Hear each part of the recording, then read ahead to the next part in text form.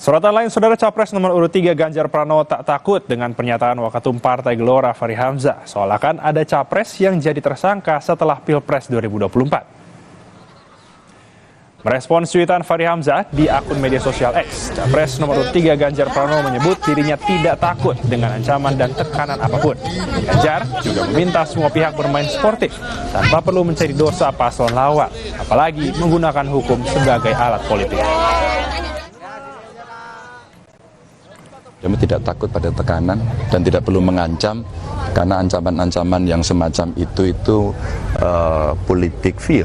Saya fair-fair saja lah, ya. Dan kita tidak perlu kemudian mencari dosa orang dan memaksakan akhirnya hukum dijadikan sebagai alat politik. Itu kan sebenarnya kita tidak mau. Sebaiknya kita kembalikan saja, mari kita fair, kita adu program, kita berdebat dengan baik, kita komunikasikan dengan rakyat, dan edukasi inilah yang kita berikan pada mereka.